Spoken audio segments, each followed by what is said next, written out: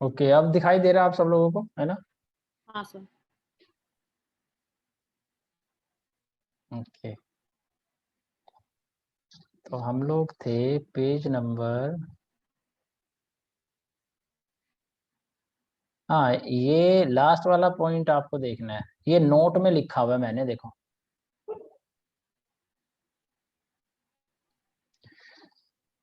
इस चीज को बारीकी से समझना, देखो। Colonial law created private property, तो हम सबको क्या लगा? कॉलोनियल लॉ अगर प्राइवेट प्रॉपर्टी को क्रिएट करेंगे तो हम सबको क्या लगा कि हाँ ठीक है, प्रेरणा ही है।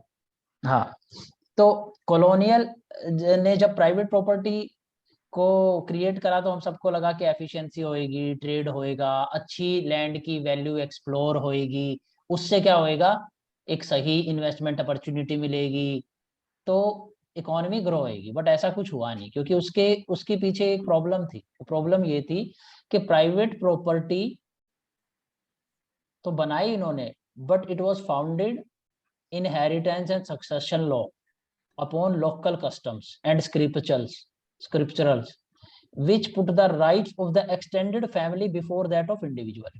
अब आप बेच नहीं सकते। कहने को एक परिवार की प्रॉपर्टी तो बन गई, प्रॉपर्टी राइट तो बन गया, 5 बंदे हैं, लेकिन इन 5 में से एक भी नहीं बेच सकता। तो इसने कैपिटलिस्ट इकोनॉमी को ग्रो नहीं होने दिया। और ये चीज इन लोगों ने क्यों करी, इसके पीछे भी राज है। इसलिए करा क्योंकि अगर फैमिली सिस्टम को ये चैलेंज करते तो लोग भड़क जाते। तो इन्होंने फैमिली सिस्टम को चैलेंज ना करके, जैसे आप लोगों ने पढ़ा होगा कि ये जब मॉडर्नाइजेशन करते थे तो बड़ा कैलकुलेटेड करते थे, कहीं लोग भड़क ना जाए, रिलीजन से रिलेटेड कुछ ज्यादा इंटरफेरेंस करते नहीं थे। तो यहाँ पर भी इन्होंने ऐसे ही इशू करा, और उसकी वजह से आज भी इंडिया में, इनफैक्ट आज भी ये प्रॉब्लम है कि जैसे खुद का मेरा पर्सनल एक्सपीरियंस में बताता हूँ, मेरे पास जो लैंड है मैं उसे सेल नहीं कर सकता, क्योंकि वो जॉइंटली हेल्ड है। ठीक है, तो पहले उसे क्या कहते हैं, कोर्ट में जाना पड़ेगा, इंडिविजुअली उसे उसके लिए फीस देनी पड़ेगी, कन्वर्ट कराना पड़ेगा, तब जाके मैं उसे बेच पाऊंगा। तो ये एक जो है प्रॉब्लम इसलिए क्रिएट करता है कि अगर मेरे पास मनी हो तो मैं बेचूं ही क्यों।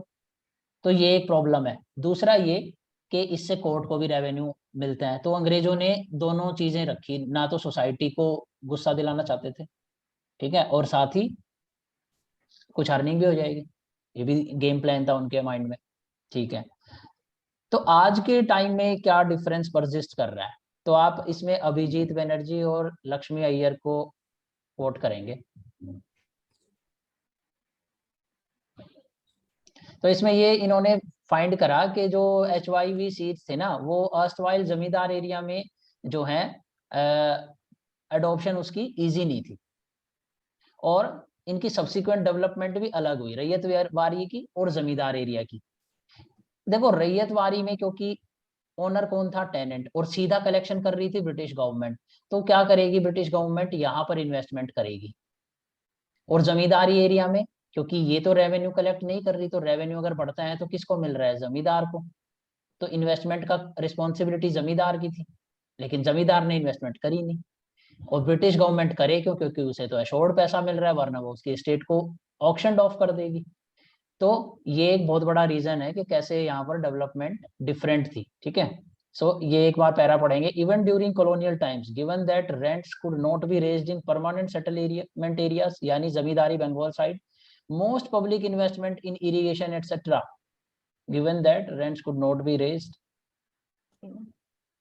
फ्लॉड, हाँ sorry, flowed during towards ryotwari areas, more productive agriculture in these areas would allow collection of more land revenue. तो ये एक प्रॉब्लम थी, और इसका असर देखने को मिला है हमें कि आज भी बंगाल बिहार की साइड जो है यील्ड कम है और ज्यादा एनरिचिंग नहीं रहा, क्या कहते हैं, एक्सपीरियंस एग्रीकल्चर का। अब ये कुछ और भी फाइंडिंग्स है,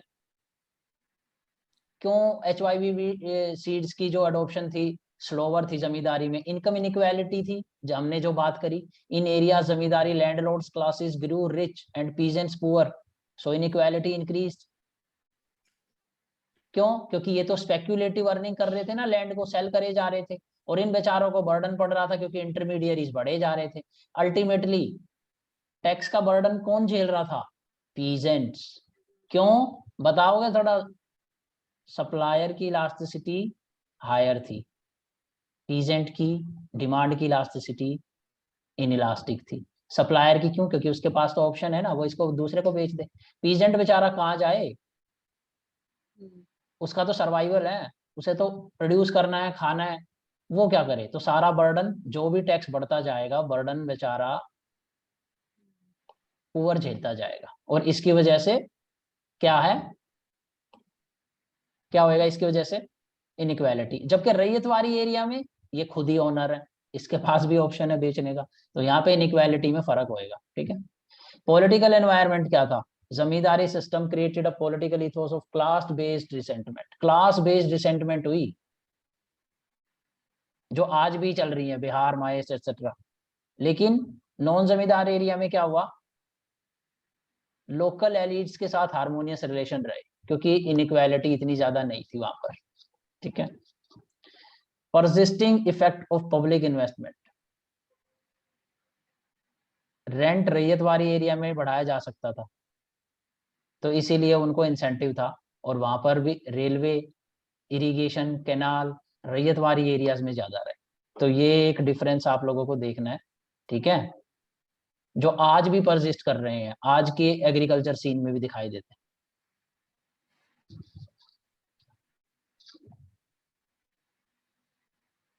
तो कांग्रेस की एक अर्ली कमेटी थी, उस कमेटी का नाम देखेंगे हम, ये है कुमारप्पा कमेटी 1949 की। इसने कुछ सजेशंस करी थी, रिकमेंडेशंस करी थी, एबोलिशन करनी थी इंटरमीडियरीज की। और क्यों करनी थी ये हम देखेंगे, लेकिन उससे पहले हम ओवरऑल टाइप्स ऑफ रिफॉर्म देख लेते हैं। एक तो इंटरमीडियरीज, जो जमींदारी एरियाज में इतनी लंबी चेन कनेक्ट हो गई है जमींदार के बीच में और टेनेंट के बीच में। ठीक है। ये खत्म करनी थी, क्योंकि इसका टैक्स का बर्डन सारा इस बंदे पे पड़ रहा था, क्योंकि इसकी तो सप्लाई इलास्टिक, इसकी डिमांड इन इलास्टिक। एबोलिशन करो भाई इसकी, कर दी। फिर टेनेंसी रिफॉर्म्स की बात करते हैं हम। टेनेंसी रिफॉर्म्स की बात ये करेंगे क्योंकि अब पहले याद करो, वेल्टर ऑफ राइट्स में क्या था? वेल्टर ऑफ राइट्स में टेनेंट भी मालिक था, वो उसको मालिकाना अधिकार था प्रोड्यूस करने का, उसको ऐसे ही आप हटा नहीं सकते, क्योंकि वो प्राइवेट प्रॉपर्टी जमींदार की नहीं है। लेकिन अब प्राइवेट प्रॉपर्टी जमींदार की है, तो अब जो उसको प्रोडक्शन का राइट है वो परमानेंट नहीं है, उसको हटाया जा सकता है। वो टेनेंट बन चुका था एक तरीके का, पहले शायद टेनेंट नहीं था, कल्टीवेटर था। वो जॉइंटली हेल्ड प्रॉपर्टी थी, उसमें कल्टीवेटर का रोल उसका था और रेवेन्यू कलेक्ट करने का रोल जमींदार का था। लेकिन ये प्रॉपर्टी राइट्स बनने के बाद लैंड के अंदर जमींदार ओनर हो गया, तो अब वो जो कल्टीवेटर था वो टेनेंट बन चुका था अपने आप ही। ठीक है।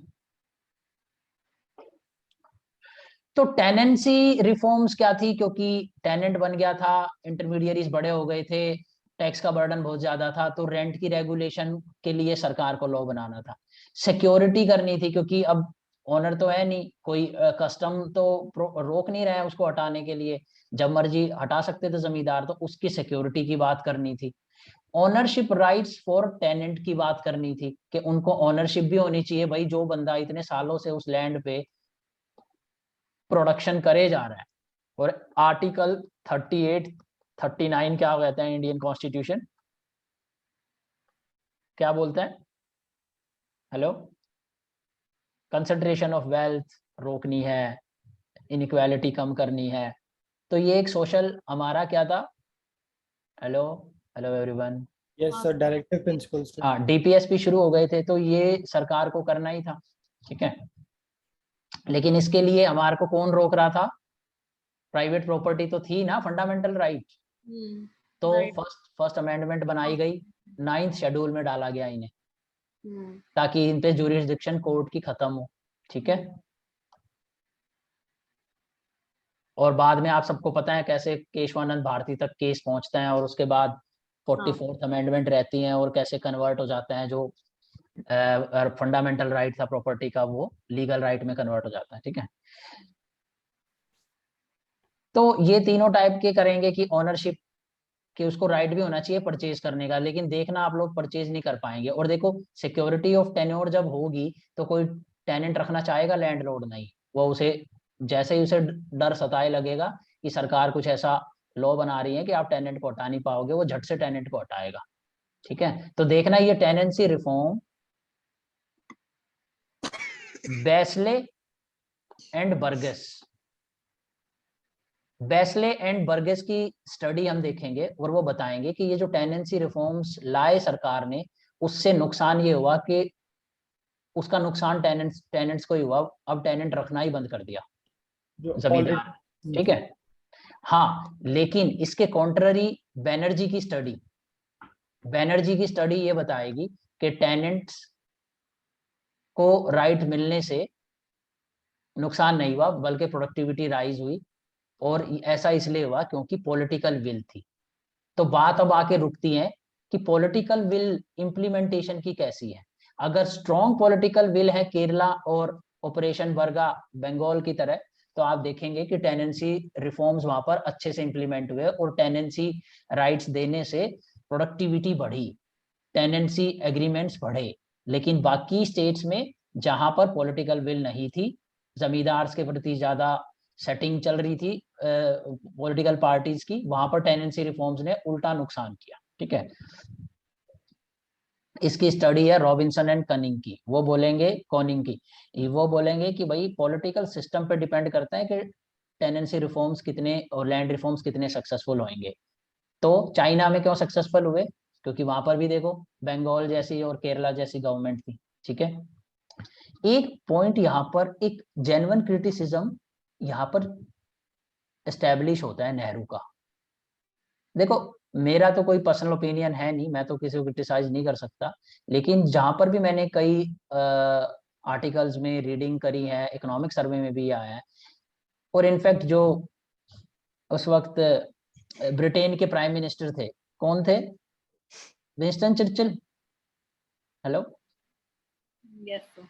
तो उन्होंने भी कहा था कि आप ना अपनी कंट्री के अंदर एकदम डेमोक्रेसी मत दो, डेमोक्रेसी मत दो, पहले स्टेट की पावर, कम्युनिस्ट टाइप की गवर्नमेंट रखो, और सारे के सारे लैंड रिफॉर्म्स करो ताकि सब लोग बराबर हो जाएं। अगर आपने डेमोक्रेसी दे दी तो सब लोग बराबर नहीं हो पाएंगे। ठीक है, और स्टेट की कैपेसिटी रेवेन्यू पे ज्यादा बढ़ती अगर आप डेमोक्रेसी ना देते तो। स्टेट जो मर्जी हिसाब से क्या कहते हैं टैक्स लगा सकती थी, रिच फार्मर पर, जमींदार पर, इंडस्ट्रियलिस्ट पर ज्यादा रेवेन्यू बढ़ा सकती थी।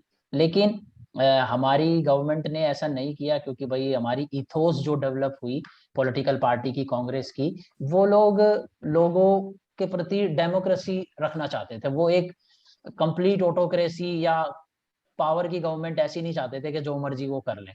तो इसका क्रिटिसिज्म कई लोग देते हैं कि इनिशियली नेहरू को जो है थोड़ा सा स्ट्रॉन्ग पावर रखनी चाहिए थी, ताकि इजीली ये लैंड रिफॉर्म्स हो जाते, और ये जो लैंड रिफॉर्म का इशू है 1973 जो है केशवानंद भारती केस तक ना खिंचता, तो ज्यादा इफेक्टिव रहता। तो ये एक ओपिनियन है, इसमें बहुत सारी कमियां हैं, बहुत सारे आर्गुमेंट दिए जा सकते हैं इसके अगेंस्ट, लेकिन एक ओपिनियन है जो मैंने आपके साथ शेयर किया। लिखा हुआ नहीं है ये नोट्स में, क्योंकि मुझे इतना इंपॉर्टेंट नहीं लगता कि मैं इसे लिखूं, मैंने एक्सप्लेन कर दिया। ठीक है, रीऑर्गेनाइजेशन ऑफ एग्रीकल्चर करना चाहते थे।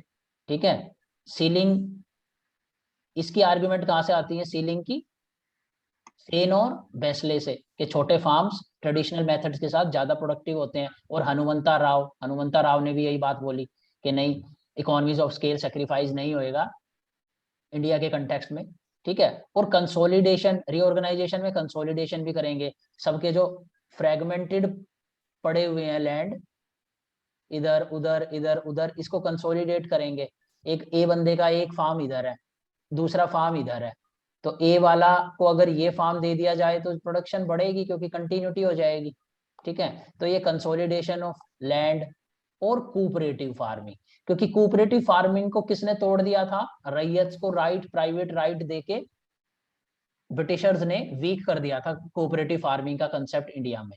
तो कोऑपरेटिव फार्मिंग का रिफॉर्म भी लेके आना चाहते थे, ठीक है, ताकि कोऑपरेटिव फार्मिंग में क्या होता है, सेल्फ हेल्प टाइप का ग्रुप होता है, जो छोटे छोटे किसान हैं, अगर वो कोऑपरेटिव फार्मिंग करें तो एक साथ मिलके एक ट्रैक्टर, एक मॉडर्न मशीन खरीद सकते हैं, और कोऑपरेटिव फार्मिंग करेंगे ना तो आप मॉडर्न टेक्नोलॉजी एम्प्लॉय कर सकते हैं। लेकिन अगर आप छोटे फार्मर हो तो कैसे मॉडर्न टेक्नोलॉजी एम्प्लॉय करोगे।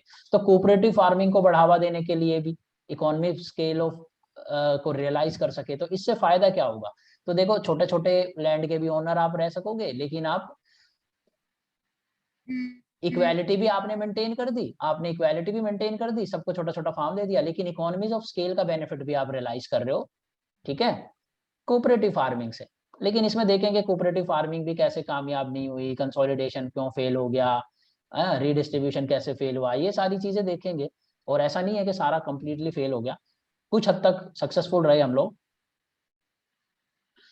तो ये जो रिफॉर्म्स थे रिकमेंड करे थे कुमारप्पा कमेटी ने, ये कमेटी का नाम याद कर सकते हो। एबोलिशन ऑफ इंटरमीडिएरीज क्यों जरूरी था, क्योंकि देखो 57% एरिया जो था जमींदारी के अंदर था। परमानेंट सेटलमेंट याद है ना आपको ऊपर, Yes, sir. और अप्रोक्सीमेटली 25% जो प्रोड्यूस थी इंटरमीडिएरी को चली गई। और ये क्या था, थॉर्नर ने क्या बोला था इसे, बिल्ट इन डिप्रेसर। ये क्या डिप्रेस करता है, कैपिटल फॉर्मेशन, ठीक है, ठीक है। तो देखो ये जो टर्म्स है ना, और ये जो डेटा है, और ये जो वर्ड कोट कर रहा हूं मैं, ये हमें डिफरेंशिएट करते हैं जीएस इकोनॉमी 3 से। वहां पर आपको सिंपल स्टेटमेंट लिखने के मार्क्स मिल सकते हैं, इकोनॉमिक्स ऑप्शनल में भी मिल सकते हैं, बट कम मिलेंगे अगर आप ये आर्ग्यूमेंट्स और डेटा और स्टडी नहीं कोट करोगे तो, ठीक है। क्योंकि ओपिनियन नहीं चाहिए ना, प्रूफ चाहिए, स्टडी कर रही हुई होनी चाहिए इकोनॉमिस्ट के द्वारा। तो इकोनॉमिस्ट ने स्टडी ये कर रखी है, यही लिखेंगे, ठीक है।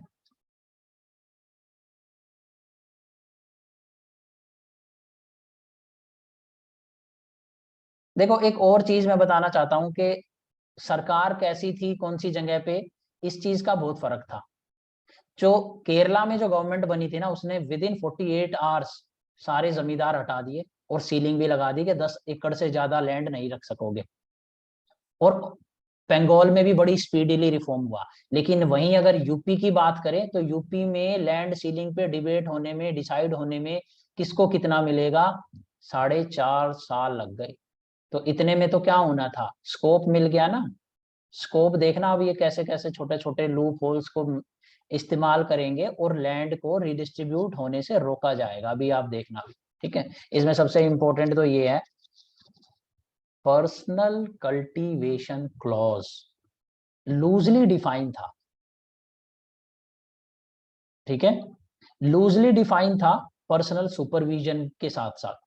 मतलब देखो इन्होंने कहा कि जमींदार टेनेंट को फार्म, टेनेंट का राइट है उसको खरीदने का, अगर उसके पास पैसे हैं जिसपे वो बहुत दिन से काम कर रहा है तो राइट है उसका, उसको वो खरीद सकता है, ठीक है, ठीक है, हेलो। Yes. और सरकार भी जमींदार से वो एक्स्ट्रा लैंड ले सकती है। लेकिन अगर जमींदार कह रहा है कि वो पर्सनल खुद कल्टीवेट करता है, तो फिर देखो भाई वो प्रोडक्शन कर रहा है, वो यूज कर रहा है अपने लैंड का, तो हम नहीं कह सकते कि भाई वो उसका मिसयूज हो रहा है और टेनेंट को उसका राइट है खरीदने का और ये सब, ठीक है। लेकिन देखो पर्सनल कल्टीवेशन को मिक्स कर दिया पर्सनल सुपरविजन के साथ। मतलब मैं कल्टीवेट नहीं कर रहा, मैंने कुछ किराए पे बंदे रखे हुए हैं, मैं उन्हें सुपरवाइज करने जा रहा हूं। तो ये क्या हो गया, ये तो सुपरविजन हुआ ना। तो लेकिन सुपरविजन को पर्सनल कल्टीवेशन के माना गया, और इस वजह से जमींदार ने इसका फायदा उठाया और लैंड रिडिस्ट्रीब्यूट नहीं होने। ये एक और फैक्ट जो फर्स्ट अमेंडमेंट 99th एक्ट, ये भी याद रखना है, ठीक है, कि कोर्ट्स की ज्यूरिडिक्शन भी यहाँ पर खत्म कर दी गई थी। पहले तो कोर्ट्स ने जमींदार का बहुत साथ दिया और बहुत सारे केसेस तो वहीं अटक गए थे, तो लैंड रिडिस्ट्रीब्यूट नहीं हो पाया था, ठीक है। Hello hello hello, Yes. Okay.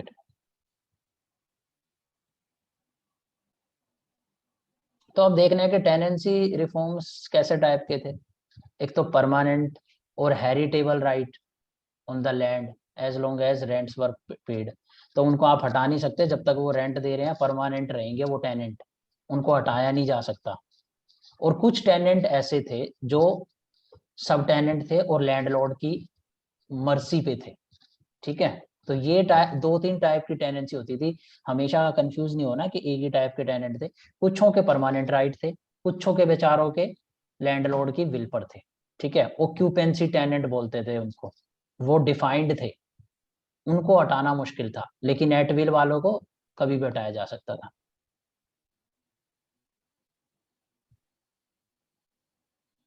तो रेंट को कंट्रोल करने की जरूरत इसलिए थी, देखो भाई बहुत ज्यादा हाई रेट थे। फॉर एग्जांपल एक डेटा दिया है, ये याद रखना आप। पंजाब में 80% जो प्रोड्यूस थी एक्सट्रैक्ट कर ली जाती थी as per one study by Brij Narayan. तो देखो ये स्टडीज और ये डेटा याद रखने, क्योंकि जहां पर भी आप कुछ आर्ग्यूमेंट कोई बोला करोगे ओपिनियन, तो वहां पर आपको कोट करना हुआ करेगा। ठीक है, और देखो ये ज्यादा नहीं है, एक पेज में 5-6 नाम है, ये मेरे को याद है, आपको भी याद आ जाएंगे, हो जाएंगे 2-3 रीडिंग में। ठीक है, तो 5 ईयर प्लान की बात करते हैं। 5 ईयर प्लान ने क्या रिफॉर्म्स बताए और क्या बताया। तो उन्होंने कहा कि देखो रेंट को क्या करते हैं ना, 20%, 25% और 20% तक के बीच में रखते हैं। ठीक है, लेकिन ये बार बार लिमिट वॉयलेट करी गई। असेसमेंट की बात कर रहे हैं हम, रेंट की रेगुलेशन की। बिहार में क्या हुआ, 25% थी, बट शेयर क्रॉपरिंग सिस्टम चल रहा था और शेयर क्रॉपर का सिस्टम फायदेमंद लग रहा था उन्हें, और वो था 50%। और उड़ीसा में 50% रेंट दिया जा रहा था 1972 तक। तो देखो, कहने के लिए तो प्लान डॉक्यूमेंट में थे, लेकिन इम्प्लीमेंटेशन कितनी लैक लस्टर थी। तो एक नाम है, यहाँ पर मैंने शायद नहीं लिखा है इन नोट्स में, पीएस अप्पू। पीएस अप्पू की भी एक कोट है, वो कोट भी आप याद रखना। वो ये कहता है कि भाई बहुत डिले होता था सरकार के पॉलिसी में और लॉ मेकिंग में, और फिर लॉ मेकिंग में और उसकी इम्प्लीमेंटेशन में। 3 वर्ड है, पॉलिसी, लॉ मेकिंग और फिर इम्प्लीमेंटेशन। अब ये 5 ईयर प्लान ने तो क्या सजेस्ट करा, ये तो पॉलिसी है। लॉ मेकिंग किसे करनी है, स्टेट गवर्नमेंट को। फिर स्टेट गवर्नमेंट लॉ बना देगी, उसके बाद रूल्स बनेंगे, उसके बाद वो ग्राउंड पे जाके एसडीएम डीएम इम्प्लीमेंट करेंगे। तो इतने में तो बीच में हो जानी है ना बहुत करप्शन, कोई ना कोई लूप होल ढूंढ लेंगे, तो लैंड कहाँ से रिडिस्ट्रीब्यूट होगा। तो पीएस अप्पू की ये quote, PS Appu IAS officer, और इनकी ये कोट थी, there was a considerable delay between policy and law making and then law making and implementation। ठीक है, मैं इसको थोड़ा सा और स्ट्रक्चर्ड बना के रीसेंड करूंगा नोट्स को, तो वहां पे मैं एक जगह डाल दूंगा ये कोट। ठीक है, ना भी याद रहे तो। सिक्योरिटी ऑफ टेन्योर की बात करते हैं। सिक्योरिटी ऑफ टेन्योर,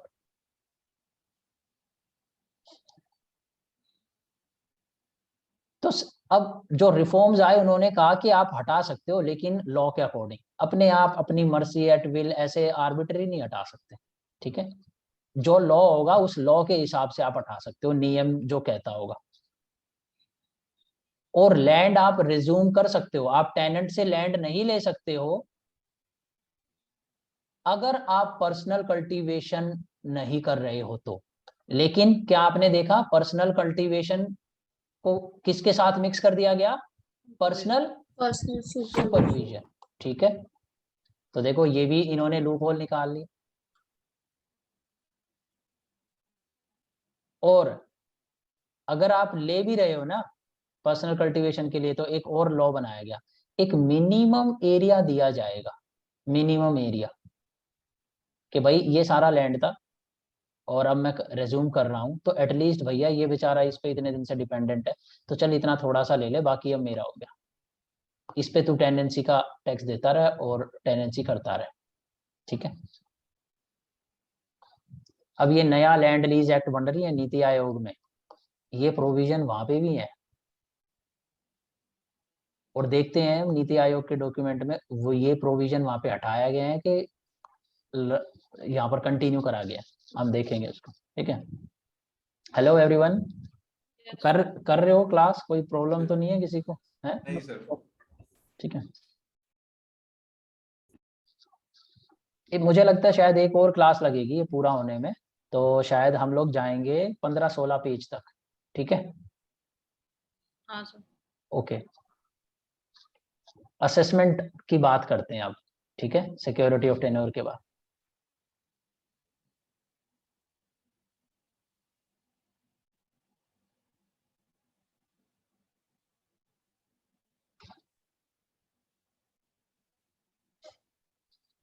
तो देखो, शेयर क्रॉपर को टेनेंट डिफाइन ही करा गया। यूपी और वेस्ट बंगाल में शेयर क्रॉपर को टेनेंट ही नहीं मानना। तो टेनेंट अगर आप उसको नहीं मानोगे शेयर क्रॉपर को, तो उसके शेयर क्रॉपर के पास तो टेनेंट के जो राइट आने चाहिए, जो ऊपर लिखे हुए हैं, आप इजेक्टमेंट नहीं कर सकते, इसी के लिए ले सकते हो पर्सनल कल्टीवेशन, मिनिमम देना है, ये सारे राइट्स तो मिलेंगे ही नहीं शेयर क्रॉपर को। और वहां पर तो सारे के सारे टेनेंट ही शेयर क्रॉपर थे, क्योंकि वहां पर तो सारे आर्टिजन आ गए थे पुराने टाइम में, और बचे ही नहीं थे। क्या कहते हैं, बिडिंग हो गई थी, जो एग्जिस्टिंग टेनेंट्स थे और जो नए आर्टिजन आए थे, और आर्टिजन ने शेयर को ऑफर करा जमींदार को, तो इनको तो हटा ही दिया था, सारे के सारे शेयर क्रॉपर ही चल रहे थे। तो शेयर क्रॉपर को नहीं माना जाएगा भाई, शेयर क्रॉपर को क्या नहीं माना जाएगा? टेनेंट। क्यों? इसकी आर्गुमेंट क्या दी कि भाई वो तो हमारा पार्टनर है, रिस्क टेकर, हम तो बिजनेस के पार्टनर हैं एक, तो उसमें टेनेंट वाली बात ही कहाँ है? ठीक है। और कई बार तो डरा धमका के, फोर्स करके वॉलंटरी सरेंडर करा दिया टेनेंट से पावरफुल कास्ट्स ने। ठीक है, तो कामयाब नहीं हुआ टेनेंसी राइट्स। और ये आपको याद रखना ही है, पर्सनल कल्टीवेशन और वो। ठीक है, फोर्थ पॉइंट क्या है? फोर्थ पॉइंट में मैनी स्टेट्स में लैंड रिकॉर्ड तो था ही नहीं, फाउंड ही नहीं, लैंड रिकॉर्ड ही नहीं मिला, क्योंकि टेनेंट्स ने वॉलंटरली रजिस्टर ही नहीं कराया और अपना नाम रजिस्टर ही नहीं कराया, डरा धमका भी तो देते थे। तो टेनेंसी रिफॉर्म्स के 4 तरीके थे, 4 टाइप से हुए थे डिफरेंट डिफरेंट स्टेट्स में। Andhra Pradesh, Bihar, Himachal Pradesh, UP, MP ban कर दी इन्होंने तो leasing completely, except by certain disable categories. जो डिसेबल लोग थे, जो लैंड ओनर थे, वो तो लैंड लीजिंग पे दे सकते थे, बाकी लैंड लीजिंग पे देना ही बंद कर दिया। स्टेट ऑफ केरला ने भी बैन कर दी टेनेंसी ऑल टुगेदर। अब आप ये देख रहे होगे कि ये टेनेंसी बैन ही क्यों कर रहे थे? ये ना एक्चुअली में हो क्या रहा था, इस टेनेंसी की मदद से ना धोखा देके कि हाँ हमारे तो टेनेंट दे रखे हैं और वो उनको टेनेंट को राइट दे रखे हैं।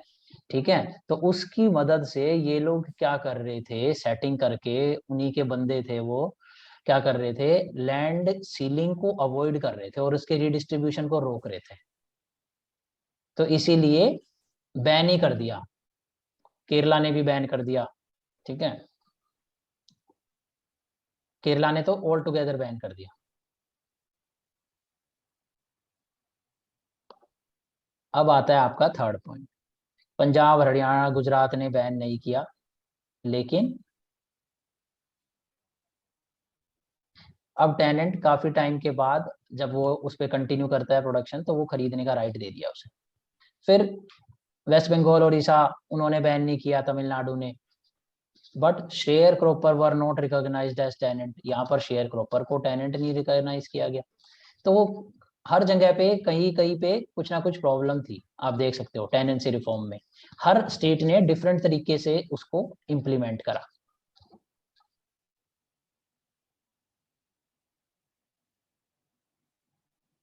तो एक ये डेटा है याद करने वाला, किसी ने ओनरशिप राइट पास करे और किसी ने नहीं करे, और कुछ स्टेट ने, वेस्ट बंगाल, कर्नाटका, केरला ने ज्यादा सक्सेस अचीव करी। वेस्ट बंगाल में क्या था, 14 लाख शेयर क्रॉपर्स को परमानेंट हेरिटेबल राइट मिला, और यही रीजन है कि इसे सक्सेसफुल मॉडल कहा जाता है। यहाँ पर टेनेंट्स को परमानेंट राइट मिल गया। लगभग 1.2 करोड़ टेनेंट्स थे जिन्होंने ओनरशिप राइट एक्वायर करा। लगभग कितने हेक्टेयर का? 6.32 मिलियन हेक्टेयर का। तो परफॉर्मेंस खराब क्यों थी? क्योंकि टेनेंट खुद ही अपनी ओनरशिप नहीं एक्सरसाइज कर रहे थे। एक तो खरीद नहीं सकते थे, उनको राइट तो मिल गया था, अगर कंसिडरेबल टाइम से उस पर प्रैक्टिस कर रहे हो आप लैंड पे तो आप उसे खरीद सकते हो, लेकिन उनके पास पैसे नहीं थे। और दूसरा, लैंड ओनर्स का डोमिनेंट कंट्रोल था। और क्या लिमिटेड, और क्या रीजंस थे या चैलेंजेस थे जिसने लिमिट करी success? Highly defective land record थे और ओरल लीज थी। जब लीज कहीं रजिस्टर्ड ही नहीं है तो कैसे? सबसे इंपॉर्टेंट है ये पॉइंट भाई। अगर ये एक तरीके से अंडरग्राउंड मार्केट है, ठीक है, जब आपने रजिस्टर ही नहीं कराया तो फिर राइट्स किस बात के? और मेरे पास दो ऑप्शन है, एक बंदा राइट्स मांग रहा है और रजिस्टर कराना चाहता है ताकि वो अपने राइट्स ले सके, तो मैं क्या करूंगा? मैं तो उस बंदे को दूंगा लैंड जो ओरली मेरी बात माने, ताकि मैं उसे अपनी मर्जी से निकाल सकूं। तो यानी टेनेंसी रिकॉर्ड ही कम होएगी। लेकिन इसका मतलब ये नहीं है टेनेंसी नहीं है, टेनेंसी एक अंडरग्राउंड मार्केट बन गई, ब्लैक मार्केट नीचे नीचे चल रही है, सरकार के रिकॉर्डों में नहीं है, ताकि राइट ना मिले टेनेंट को। क्योंकि राइट मिलने से डर लगता था किराए पे देने के लिए, ताकि भाई जो लैंडलॉर्ड है बाद में उसका अधिकार हो जाए, मालिकाना हक हो जाए, कोर्ट में केस में अटक जाए, ठीक है, वो तो उसके हाथ से निकलता रहेगा। इससे बढ़िया तो वो अपने लैंड को खाली रखे या उस बंदे को दे जो ओरल लीज पे लेने के लिए रेडी है। रेंट रेसिप्ट भी नहीं थी। और ये तो है ही, हम कर चुके हैं डिस्कस। अब ऑर्गेनाइजेशन रीऑर्गेनाइज करना था हमारे देश के एग्रीकल्चर को, तो ये चीजें तो हमने देखी हैं। Ceiling on land agriculture culture holding और रीडिस्ट्रीब्यूशन ऑफ लैंड केवल 2% का हुआ। सिर्फ 2% बंदों को मालिक बनाया गया, जो यानी कुल मिला के जो लैंड था जिसपे सीलिंग हुई, उसके बाद जो सरप्लस लैंड बचा वो केवल 2% रीडिस्ट्रीब्यूट करा गया। कंसोलिडेशन 40% तक हुआ। कंसोलिडेशन का मतलब आप समझ गए ना, जो अलग अलग ए का यहाँ पर लैंड है, ये बीच में किसी बी का है, ये ए का प्लॉट है, ये ए का प्लॉट है, तो इसको हटा के दोनों को जोड़ दिया गया, मतलब ए और बी ये हो गया और बी को ये दे दिया, तो ए का कंटिन्यूअस हो गया। तो ऐसी कंसोलिडेशन हरियाणा और पंजाब में काफी सक्सेसफुल रही और 40% तक ये हुई। और तीसरा तो कोऑपरेटिव फार्मिंग है, इनके देखेंगे क्या क्या है। तो पहले प्लान ने क्या करा? सीलिंग लगाई। देखिए स्टेप बाय स्टेप कैसे स्ट्रिक्ट बनेंगे ला। पहले प्लान ने फ्यूचर एक्विजिशन पर सीलिंग लगा दी। एग्जिस्टिंग की लैंड नहीं छीना, लेकिन ये बोला कि अब जिन लोगों के पास जितना लैंड है, जो बड़े जमींदार है, वो नया लैंड ना खरीद पाए, गरीबों से टेनेंट से खरीद ना ले, ठीक है, और बड़े बन जाएंगे वरना, इसीलिए सीलिंग लगाओ भैया, उससे क्या है और इनइक्वालिटी बढ़ेगी। फिर सेकंड रिफॉर्म में और अग्रेसिव स्टेप लिया। उन्होंने कहा कि जो एग्जिस्टिंग लैंड होल्डिंग है ना, उस पर भी सीलिंग लगेगी। फ्यूचर में तो खरीदना ही नहीं, लेकिन अब जो ऑलरेडी एग्जिस्टिंग लैंड ओनर्स हैं ये देखते हैं किसके पास कितना है। अब अप्लाई कैसे करें? क्या ये बोलें कि पूरे परिवार के साथ, पूरा परिवार 10 एकड़ किसका नहीं होना चाहिए? फैमिली ए का, या फैमिली ए में 3 इंडिविजुअल है, 1 2 3, तो फर्स्ट 5 ईयर ने प्लान ने कहा था फैमिली का, ठीक है, हेलो। Yes, sir. और इसके बाद और स्ट्रिक्ट रूल बनाया गया, क्योंकि फैमिली में क्या करा लोगों ने, अपने रिश्तेदारों के जीजा फूफा सबने अपने ऐसे उतरवाने शुरू कर दिए ताकि सरकार ना ले सके, एक्सेस लैंड सीलिंग ना दिखे।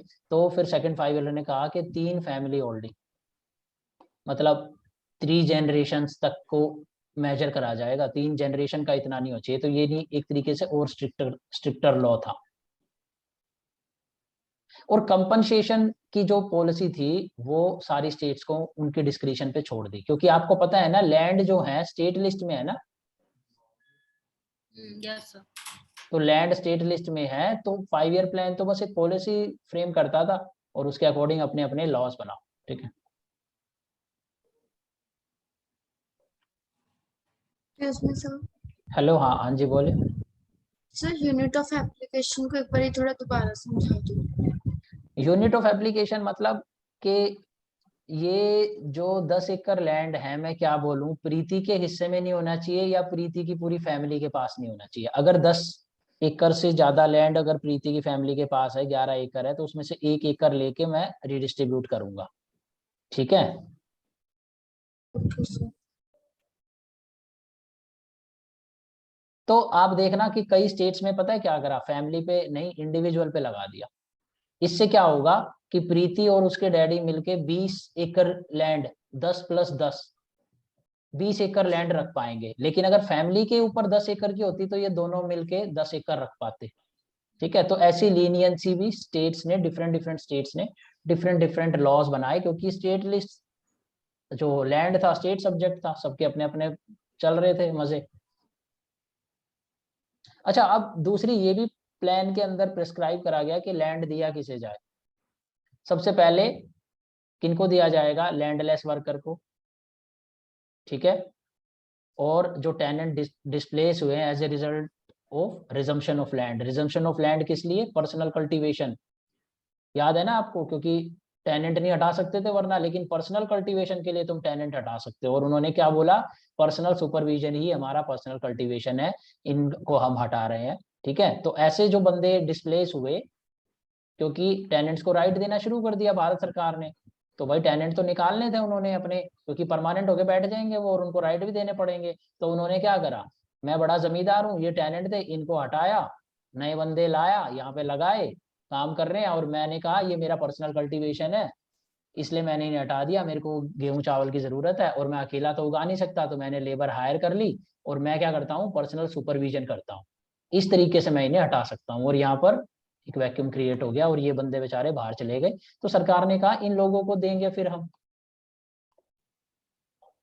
तो आपने क्या देखा, एक चीज को नोटिस कर रहे हो आप लोग, अगर टेनेंट्स को राइट ना देते तो बढ़िया था या दे दिए तो बढ़िया था। बिना राइट के बेटर था। तो मतलब ये एक क्वेश्चन है जो इन लोगों ने क्या कहते हैं, बैनर्जी ने और बर्गस ने, वेस्ले ने करा। और बैनर्जी ने फाइंड करा कि अगर आप लैंड टेनेंट्स को राइट देने जा रहे हो तो गवर्नमेंट की नीयत बड़ी साफ होनी चाहिए और इम्प्लीमेंटेशन बहुत स्ट्रॉन्ग होना चाहिए। अगर वो नहीं है ना, तो राइट दे के वो बेचारे ज्यादा घाटे में चले जाएंगे।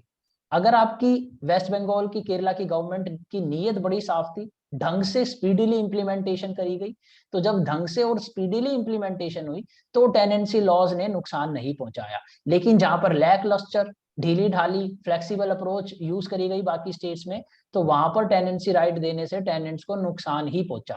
और इसके लिए पर्टिकुलरली हम लोग ऐसे बोल नहीं सकते हैं, क्योंकि अगर हम लोग ऐसे बोलेंगे तो उसकी कोई वैल्यू नहीं है। हम लोग ये स्टडी को कोट करेंगे कि अभिजीत बैनर्जी ने ये स्टडी करी वेस्ट बंगाल पर और पाया कि वहां पर टेनेंसी के लॉस देने से प्रोडक्टिविटी बढ़ी है, पॉवर्टी घटी है। और दूसरा, वेस्ले एंड बर्गस ने पाया बाकी स्टेट्स में, उसने स्टडी करी और उन्होंने पाया कि टेनेंसी रिफॉर्म देने से पॉवर्टी तो घटी है लेकिन प्रोडक्टिविटी भी घटी है। पॉवर्टी इसलिए घटी क्योंकि उसने तो एक रिजर्वेशन प्राइस का, जैसे मनरेगा ने एक बार्गेनिंग चिप बढ़ा दिया, तो टेनेंट्स के लिए बार्गेनिंग चिप बढ़ा दिया। अब आप खुद बताओ, मैं बोलूंगा जाके कि देखो मैं ओरल लीज पे काम कर लूंगा, लेकिन मेरी अब बार्गेनिंग बढ़ गई है, याद रखो सरकार मुझे कुछ पावर देती है, तो इसलिए जमींदार थोड़ा लीनियंट हो सकता है। तो मेरी बार्गेनिंग बढ़ी ना, तो उससे मेरी पॉवर्टी रिड्यूस होगी। लेकिन क्या मेरी प्रोडक्टिविटी बढ़ेगी? नहीं, प्रोडक्टिविटी इसलिए नहीं बढ़ रही क्योंकि मैं आज भी मुंह जबानी टेनेंट हूँ, कभी भी निकाला तो जा सकता हूँ। ठीक है। तो इसीलिए मैं एक लॉन्ग टर्म पर्सपेक्टिव के हिसाब से उस लैंड में मेहनत नहीं करूंगा, तो प्रोडक्टिविटी नहीं बढ़ रही है। तो ये बेस्ले एंड बर्गस की स्टडी है और दूसरी अभिजीत बैनर्जी की स्टडी है। और अभिजीत बैनर्जी की स्टडी बहुत साइंटिफिक है, उसने जानबूझ के साइंटिफिक करी, क्योंकि आरोप लगाते हैं ये बाकी जो जो थोड़े राइटिस्ट अप्रोच के गवर्नमेंट्स होती हैं कि है ना, लेफ्ट वाले तो ये चीटिंग करते हैं वगैरह करते हैं, एविडेंस पॉलिसी मेकिंग नहीं है, आइडियोलॉजिकल है ये। तो उसने बहुत सिस्टमैटिक और साइंटिफिक अप्रोच यूज करी थी रैंडमाइज कंट्रोल ट्रायल की, और नेचुरल एक्सपेरिमेंट की, इसको हम आगे डिस्कस करेंगे। अभी अब ये मैंने डिस्कस कर दिया तो वहां पे इजी रहेगा, जल्दी हो जाएगा। तो सेकंड प्लान की जो गाइडलाइन थी वो फेल क्यों हुई भाई? एक तो सारी स्टेट्स ने यूनिफॉर्मली नहीं अप्लाई करे, नॉर्थ ईस्टर्न स्टेट्स ने तो लॉ ही नहीं पास करे भैया, ठीक है। सम स्टेट्स ने फैमिली को यूनिट माना, गुजरात, केरला, कर्नाटक, तो यहाँ पर स्ट्रॉन्ग थे, स्ट्रॉन्ग है। देखो फैमिली को अगर यूनिट मानोगे तो कम लैंड जाएगा, वाइल बिहार, यूपी, वेस्ट बंगाल, आंध्र प्रदेश, उड़ीसा फैमिली को नहीं इंडिविजुअल को माना, तो इनके पास ज्यादा, इनकी फैमिली के पास ज्यादा जा सकता है। तो यानी मेलाफाइड ट्रांसफर हुए, बेनामी ट्रांजैक्शंस भी हुई कई जगह, ठीक है। एक दूसरे की एक्सटेंडेड फैमिलीज को ट्रांसफर कराया गया लैंड, ताकि सीलिंग से सीलिंग को आप क्या कहते हैं अवॉइड कर सको और आपका लैंड आपकी फैमिली में ही रहे, ठीक है। एक ये पॉइंट भी बहुत इंपॉर्टेंट है, सीलिंग लॉ तो बनाया गया नहीं, जो ये है जमींदारी तो एबॉलिश करी गई, लेकिन साइमल्टेनियसली सीलिंग लॉ नहीं बनाया गया।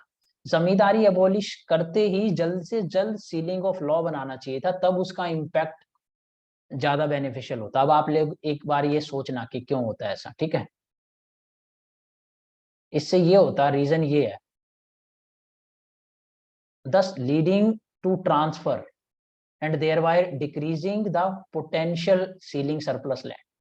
अब आपने अबोलिशन तो कर दी जमींदारी, अब लैंड सीलिंग लॉ बनाया नहीं है, तो इनको पहले से ही पता है कि लैंड पे सीलिंग तो लगनी है, तो जमींदारी अबोलिश हो रही है, तो भैया जल्दी जल्दी दूसरी फैमिली मेंबर्स को ट्रांसफर कर दो और अपने लैंड को बचा लो गरीबों में बंटने से, ठीक है। एक ये भी इंपॉर्टेंट है, कॉन्फ्रेंस हुई फिर 1972 में चीफ मिनिस्टर्स की, नई पॉलिसी ऑन लैंड सीलिंग पर, ठीक है। इस पे क्या डिस्कशन हुई?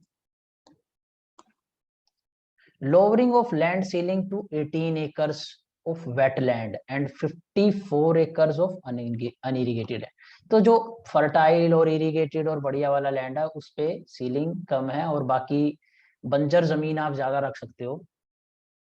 और क्या करा गया, फैमिली की यूनिट बनाई गई कंसेंसस के साथ रादर देन इंडिविजुअल के, और रिट्रोस्पेक्टिव एप्लीकेशन लगाया गया लैंड लॉ का, ताकि जो पीछे बेनामी ट्रांजैक्शन हुई है ना वो सारी की सारी खराब बताई जा सके। बताओगे आप कोई बेनामी ट्रांजैक्शन क्या होता है, एग्जांपल कोई एक्सप्लेन करेगा? Hello hello everyone, Yes, sir. क्या कैसे होता है बेनामी ट्रांजैक्शन? हेलो हेलो, हाँ सर, एक सोचो थोड़ा सा, थिंक करके बताओ। बेनामी ट्रांजैक्शन पर भी बिल और लॉ आया है ना, अभिमन्यु, जय, अमृतांशु, हेलो। हाँ सर, आया हुआ है, आया हुआ है। तो क्या होता है उसमें, ऐसे ही याद कर लिया? सर बेनामी ट्रांजैक्शन में हुआ जैसे कि ऐसा पर्सन के नाम पे जमीन ले लिया गया है, प्रॉपर्टी ले लिया गया है जो एग्जिस्ट करता ही नहीं है।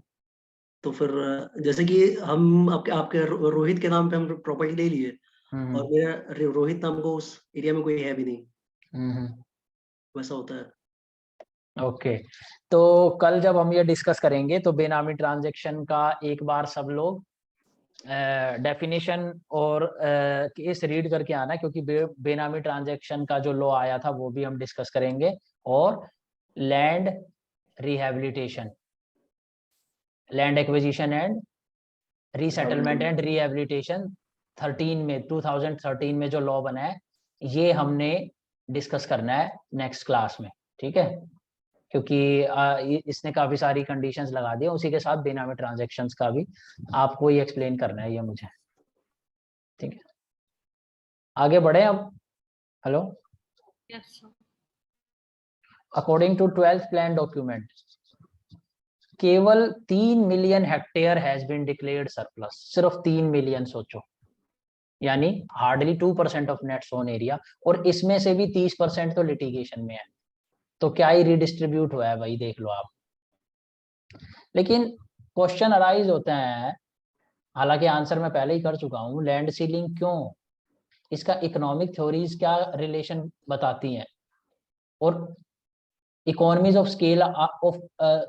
स्केल की आर्गुमेंट का क्या, कि बड़ा साइज होगा फार्म का तो कॉस्ट घटेगी, जैसे कि हमने लॉन्ग रन एवरेज कॉस्ट कर देखा है ना सब लोगों ने, माइक्रो इकोनॉमिक्स में मैंने एक्सप्लेन करा था।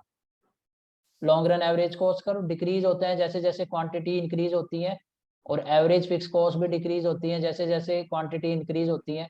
तो ये इकोनॉमीज ऑफ स्केल होता है। तो ये इकोनॉमीज ऑफ स्केल नहीं रियलाइज होएगा, सस्ता नहीं बनेगा, कॉस्ट नहीं रिड्यूस होएगी प्रोडक्शन की, एग्रीकल्चर की, अगर बड़ा लैंड रखेंगे तो क्यों नहीं रख रहे फिर। ठीक है, तो ये मैं बता चुका हूँ, वैसे तो नहीं रख रहे थे। तो देखो जब नया नया हमारा देश जन्म हुआ तो भैया दो रेशनल थे लैंड सीलिंग के, एक तो इक्विटी क्रिएट करनी थी, तो सोशल रेशनल यही है आर्टिकल 38 39। ठीक है, फिर इकोनॉमिक रेशनल है। इकोनॉमिक रेशनल क्या है, ये नीचे जो आर्गुमेंट हम पढ़ेंगे ये सारे इकोनॉमिक रेशनल है, कई सारी स्टडीज हैं और यही याद रखने वाली हैं। इसके बाद हाँ इसके बाद एक दो पेज और है फिर कर देंगे। देखो ये बता चुका हूं मैं, सेन एंड बेस्ले की स्टडी वेस्ट बंगाल में। फिर CH हनुमंता राव, ये वर्ड नाम भी याद रखना है, small are more productive and also provide, ये पी नहीं है वो है, मैं करेक्ट कर दूंगा, also provide more employment opportunity. ठीक है, अच्छा इंसेंटिव प्रॉब्लम भी थी। इंसेंटिव प्रॉब्लम क्या थी, एक शबान्स की स्टडी है 1987 की, और उसने पाया कि जो खुद के खेत में जो प्रोडक्शन करता है ना वो फार्म ज्यादा प्रोडक्टिव रहता है। ठीक है, rather than share cropping. Share cropping में तो आपको ये लगेगा ना यार मैं मेहनत करे जा रहा हूँ और इसका आधा बटना है किसको, लैंडलॉर्ड को। तो अगर मेरा खुद का ही प्लॉट हो तो जितना भी रिटर्न मिलेगा सारा फायदा मेरा है। तो यानी ऑनर कल्टीवेटेड लैंड पर ज्यादा प्रोडक्टिविटी होती है। ठीक है, हेलो, और आपको पता ही है कॉमन रूल क्या चल रहा था शेयर क्रॉपिंग का इंडिया में, 50-50। तो ये तो एक डिसइंसेंटिव क्रिएट करेगा ही, कम प्रोडक्शन कम एफर्ट लगाने का। एक ये इंपॉर्टेंट कोट है FOA की, एग्रीकल्चर टुवर्ड 2000 रिपोर्ट। FAO की फुल फॉर्म बताएगा कोई? Food and hello? Agriculture organisation. क्या है? Food and agriculture organisation. Okay, तो जो नए स्टूडेंट हैं आप लोग ये देखते रहा करना, धीरे धीरे एंड में मैं बताऊंगा कि रीडिंग कहाँ से करने वा करेगी आगे ये एग्रीकल्चर की।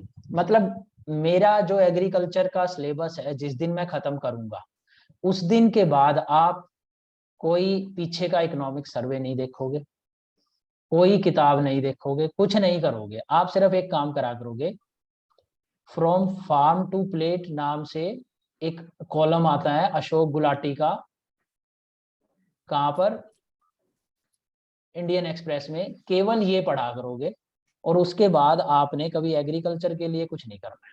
ठीक है, क्योंकि वो टाइम वेस्ट होगा बार बार इन नोट्स को ही पढ़ना।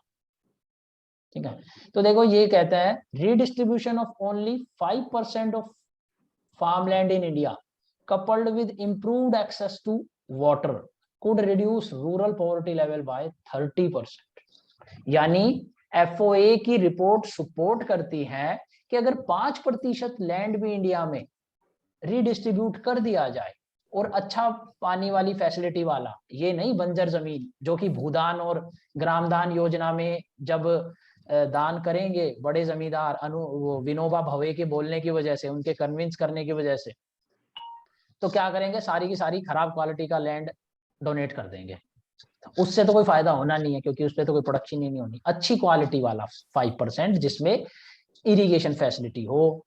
ठीक है, और सरकार भी कुछ थोड़ा सा सीड्स वगैरह फर्टिलाइजर की सब्सिडी दे दे तो इंडिया की पॉवर्टी 30% से गिर सकती थी। ये तो 2000 की रिपोर्ट बता रही है।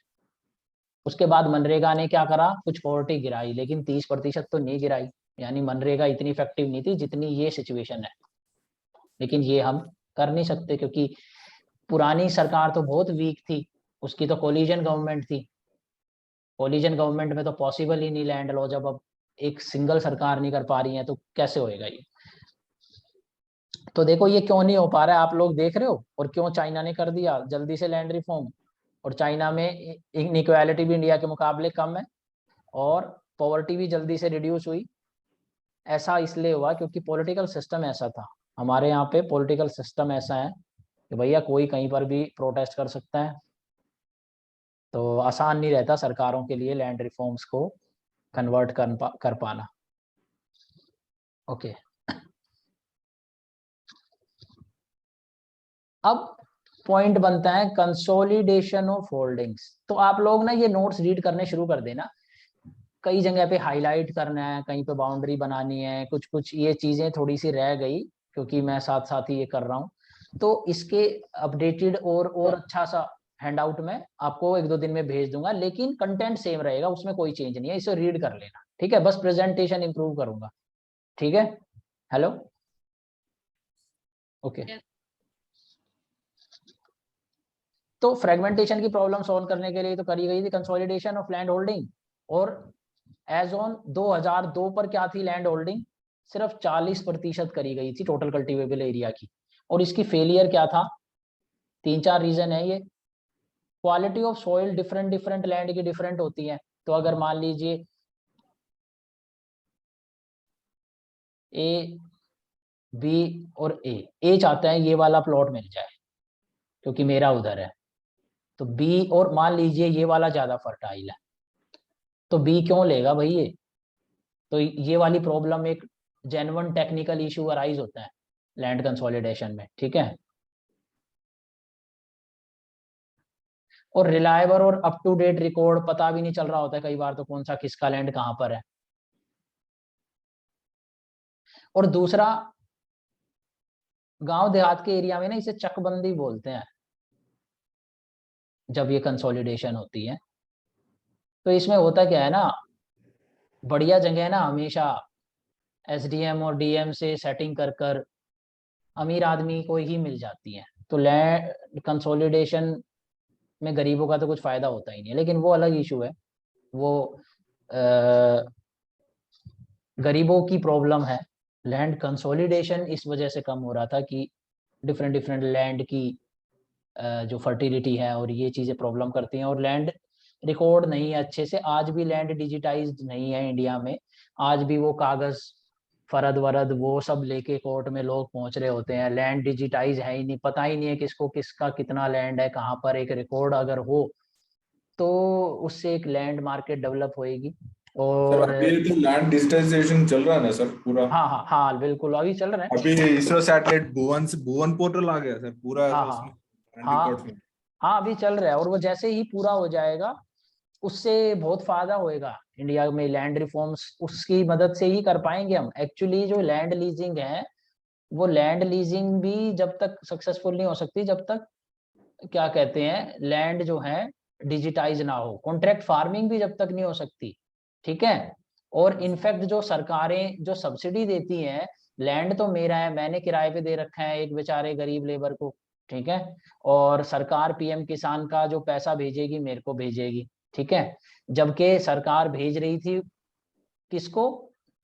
टेनेंट को, ठीक है, जो एक्चुअली में काम कर रहे हैं, लेकिन वो रिकॉर्डेड कहीं है नहीं कि टेनेंट ने भी कहीं रिकॉर्डिंग नहीं कर रखी है, ठीक है? मेरा लैंड भी डिजिटाइज नहीं है, दिख नहीं रहा है कि मैं काम कर रहा हूँ या क्या कर रहा है, सरकार के पास कुछ है नहीं, तो वो पैसा मुझे मिल जाता है पीएम किसान का, गरीब को उससे कुछ फायदा नहीं हो रहा है। तो ये बहुत सारे इंटर रिलेटेड चीजें हैं जो लैंड डिजिटाइजेशन से प्रॉब्लम सोल्व हो जाएगी। हम लोग कल करेंगे, ये नीति आयोग का पूरा पेपर है लैंड डिजिटाइजेशन का, लैंड लीजिंग एक्ट का।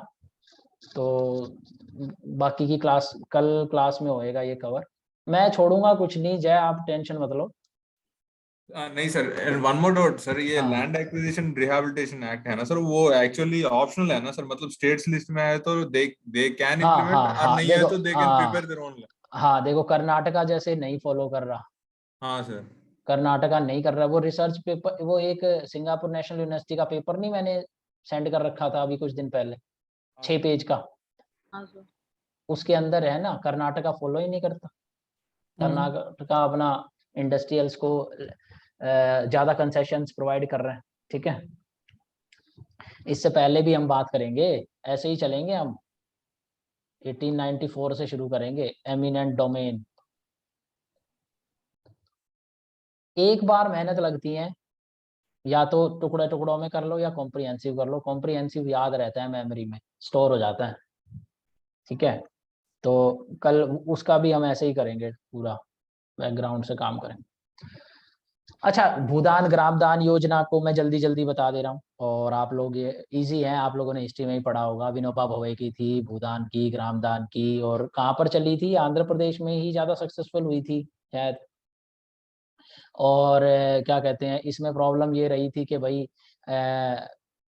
अच्छे लैंड को नहीं डोनेट कर रहे थे, खराब लैंड को ही डोनेट कर रहे थे, ठीक है।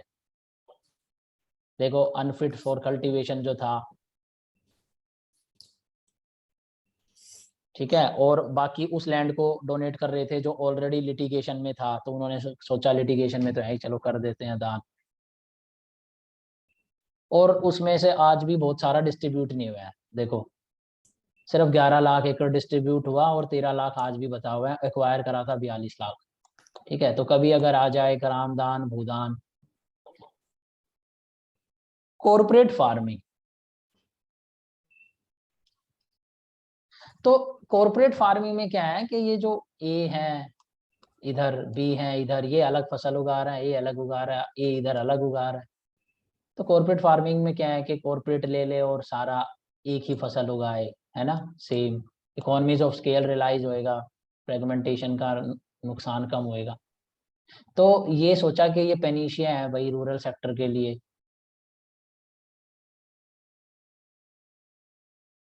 है ना। तो एक कॉर्पोरेट आएगा, इन सबसे जो है कॉन्ट्रैक्ट करेगा, और सबको एक ही फसल दे देगा, और टेक्नोलॉजी भी देगा, ठीक है। और इसकी जरूरत क्या है? देखो, 85% होल्डिंग जो है ना इंडिया में, 85% 2 हेक्टेयर से बिलो है,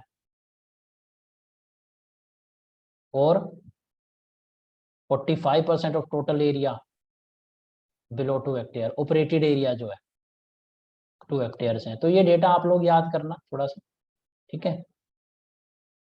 कॉर्पोरेट फार्मिंग की इसलिए जरूरत है। तो ये जो नए लॉज आए हैं ना, 3 फार्म लॉज, ये भी इसकी तरफ ही इंडिकेशन दे रहे हैं, कॉर्पोरेट फार्मिंग कराना चाहते हैं, ठीक है।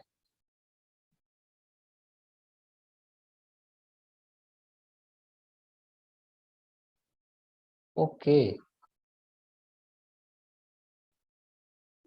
ओ सॉरी, मैं ये कॉर्पोरेट फार्मिंग बोल गया, ये कोऑपरेटिव फार्मिंग है, ठीक है। Yes, sir. कोऑपरेटिव फार्मिंग है ये, ठीक है। हमने कोऑपरेटिव फार्मिंग के रिफॉर्म्स को डिस्कस करना था ना, 3rd सेक्शन जो था हमारा, राइट, Yes, sir. ये था ना। तो वो गलती से टाइपिंग एरर है, कॉर्पोरेट फार्मिंग, कोऑपरेटिव फार्मिंग।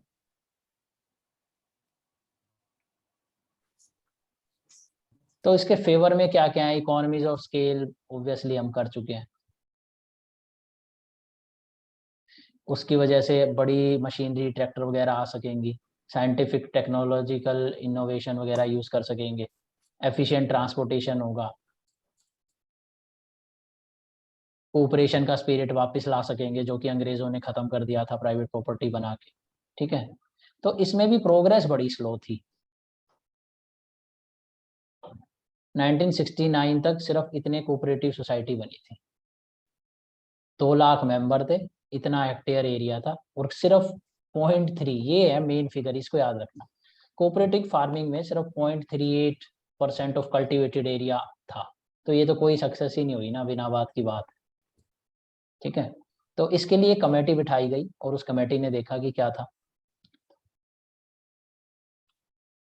निजलिंगा पा कमेटी, निजलिंगा पा कमेटी 34 कोऑपरेटिव सोसाइटी को देखा, और उन्होंने देखा कि जेन्युइन मोटिवेशन नहीं था कोऑपरेटिव सोसाइटी फॉर्म करने का, बस कुछ बेनिफिट लेने थे, फाइनेंशियल असिस्टेंस मिल जाता था सरकार से, सब्सिडीज मिल जाती थी, टेक्निकल असिस्टेंस मिल जाता था। तो ये जो कोऑपरेटिव सोसाइटी थी ना, ये बस ऊपर ऊपर से बोगस बना रखी थी, दिखाने दिखाने के लिए ऑन पेपर। और इसमें भी ना लार्ज फार्मर्स थे, पावरफुल फार्मर थे, जो छोटे फार्मरों के कोऑपरेटिव्स को चलने ही नहीं दे रहे थे, तो कुछ खास फायदा नहीं हुआ।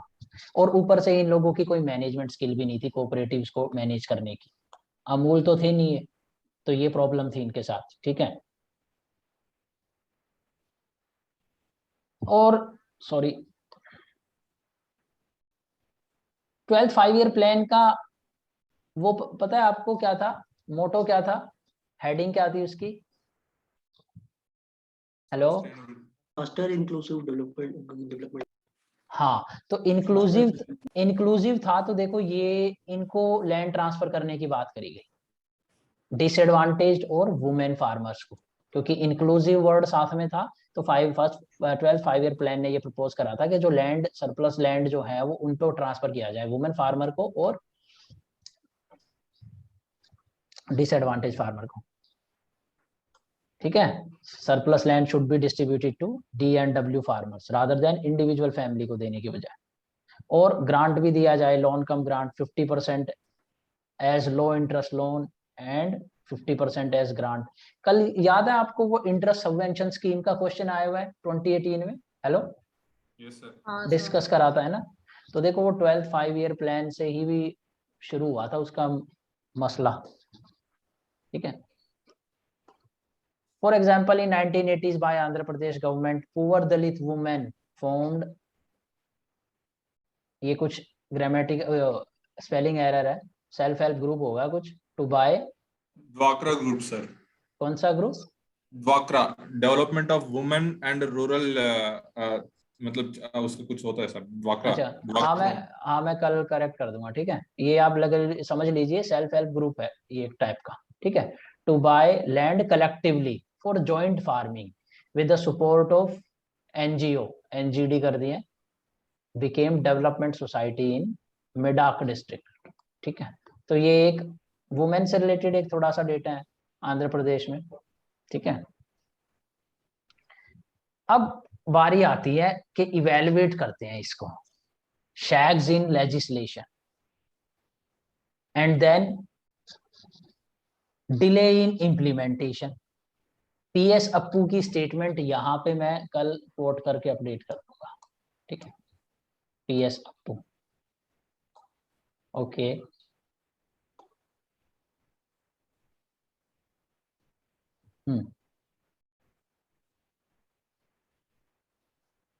तो लेजिस्लेशन में प्रॉब्लम थी, क्या थी? पर्सनल कल्टीवेशन, पर्सनल सुपरविजन में प्रॉब्लम, ये डिस्कस कर चुके हैं हम। एब्सेंटी लैंडलॉर्ड थे, intermediaries were allowed to retain substantial area of land for personal cultivation.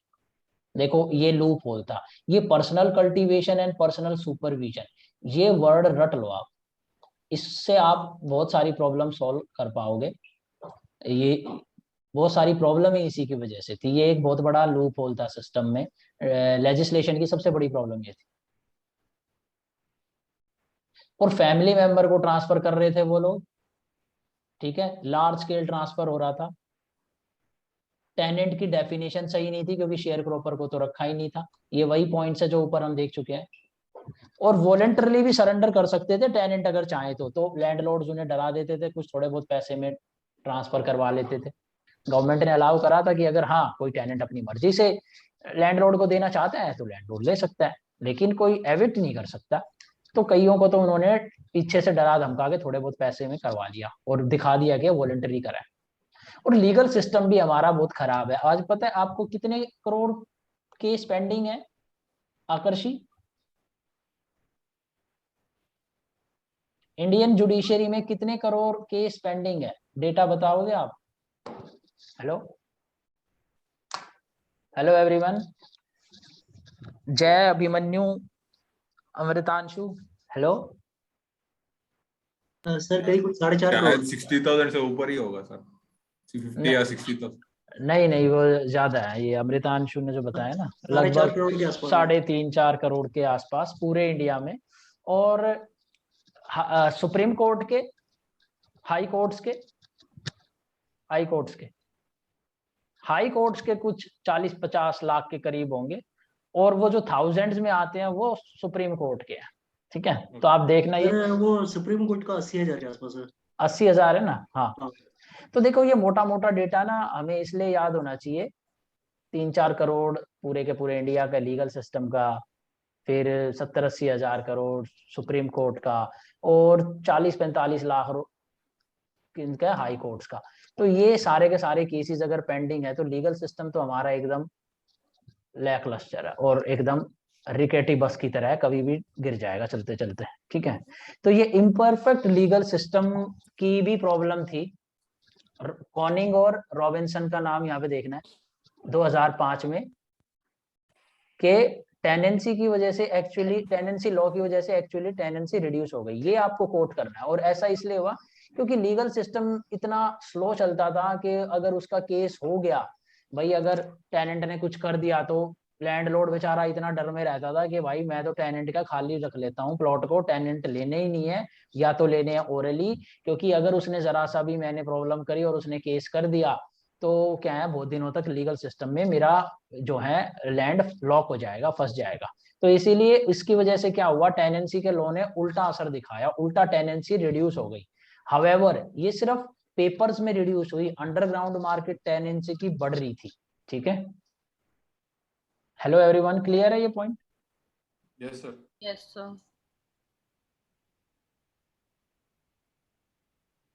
Political will, political will के बारे में बात कर चुके हैं। केरला में 48 घंटे में, यूपी में 4.5 साल में जमींदारी एबॉलिश नहीं हो रही है इनसे, ठीक है।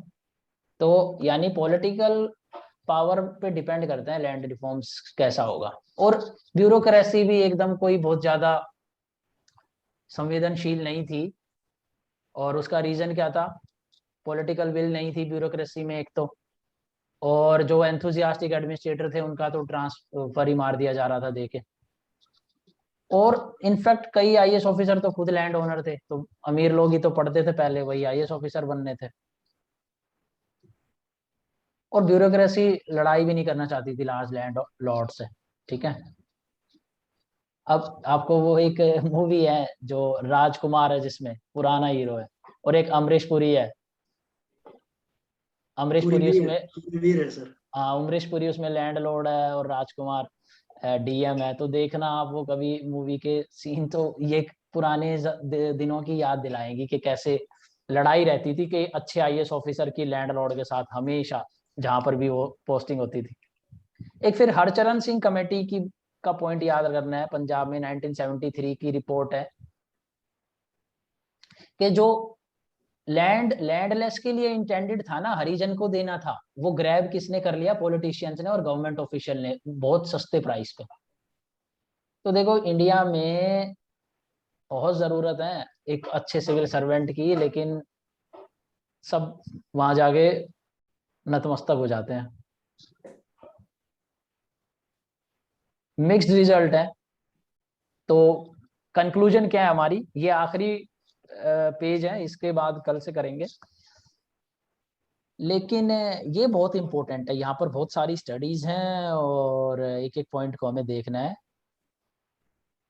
मैं पहले आपको थोड़ा सा ग्राफ्स दिखा दूं, ये देखो एग्रीकल्चर सेंसस है 2015-16 का, तो एवरेज साइज देखो फार्म का, एवरेज साइज गिरता जा रहा है। 70-71 में 2.28 हेक्टेयर था, अब देखो 1.08 हेक्टेयर हो गया, ठीक है।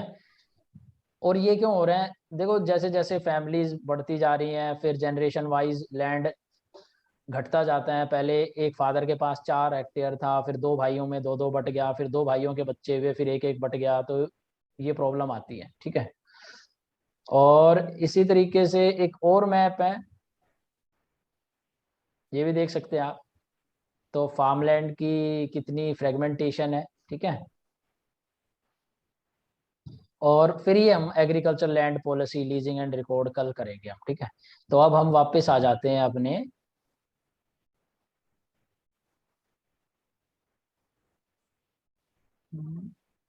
हाँ ये वाली स्टडीज पे, ये बहुत इंपॉर्टेंट है। 14 पेज खत्म कर दिया हमने यानी, ठीक है। देखो इंटरमीडियरी जहां तक हटाने की बात थी, पीएस अप्पू, नाम बार बार बोल रहा हूँ, याद ही हो गया होगा, पीएस अप्पू ने कंक्लूड करा कि ये काम तो देखो अच्छे से करा गया। इंटरमीडियरीज को पैसे दिए थे सरकार ने, फ्री में नहीं करा था, कंपनसेशन दी थी, उन्होंने पैसे लिए और इंटरमीडियरीज चले गए, हट गए, ठीक है। अच्छा ये एम नहीं है, ये ग्रामेटिकल मिस्टेक है, गिन्नी कोफिशिएंट है। गिन्नी कोफिशिएंट किस लिए यूज होता है, इनइक्वालिटी मेजर करने के लिए इकोनॉमिक्स में, ठीक है। लॉरेंस कर्व होता है ना, ये लॉरेंस कर्व निकालना होता है तो गिनी कोफिशिएंट क्या होता है, ये ट्रायंगल का एरिया अपॉन ये शेडेड एरिया, ठीक है। तो ये एक्सप्लेन करेंगे जब ग्रोथ एंड डेवलपमेंट पढ़ेंगे तो करेंगे, ठीक है। तो गिनी कोफिशिएंट जो था ना, यानी इनइक्वालिटी घटी थी, थोड़ी इंप्रूव हुई थी, मार्जिनली हुई थी ड्यूरिंग 1960s जब नए नए लैंड रिफॉर्म हो रहे थे। लेकिन कुछ स्टेट्स में, बिहार, पंजाब, हरियाणा में ये इनफैक्ट इंक्रीज हो गई। 1971 में अबाउट 10% ऑफ होल्डिंग्स, सिर्फ 10% ओनर 54% लैंड ले रखे थे, सिर्फ 10% ओनर के हाथ में 54% लैंड था। तो यानी इनइक्वालिटी तो काफी आई थी। और एवरेज साइज क्या था, ये देखो 2.39 हेक्टेयर था इस टाइम पे, और 71 में हुआ ये, और अब कितना हो गया है 1.0 हेक्टेयर। ये बस इतना डेटा याद करना होता है, कोई बहुत ज्यादा भी नहीं है, और ये वैसे ही याद हो जाता है जब रीड कर रहे होते हैं एक दो बार, ठीक है। और यही डेटा मार्क्स दिला देता है। अब देखो सबसे इंपॉर्टेंट है हमारे लिए बेस्ले एंड बर्गस की स्टडी 2000 की, राइट, ओके। 4 पॉइंट बनते हैं। तो देखो फाउंड लैंड रिफॉर्म्स, उसकी स्टडी ने क्या पाया कि जो लैंड रिफॉर्म हुए थे उनका नेगेटिव और सिग्निफिकेंट इफेक्ट था पॉवर्टी पे। और ये किस लैंड रिफॉर्म में तो कई सारे रिफॉर्म थे ना, तो प्राइमरली किसकी वजह से था नेगेटिव इफेक्ट, मतलब पॉवर्टी रिड्यूस हुई थी किसकी वजह से, टेनेंसी की रिफॉर्म की वजह से। क्यों, मैंने बताया तो आपको, एक्सप्लेन करा था, बार्गेनिंग आ गई थी उनके पास, ठीक है।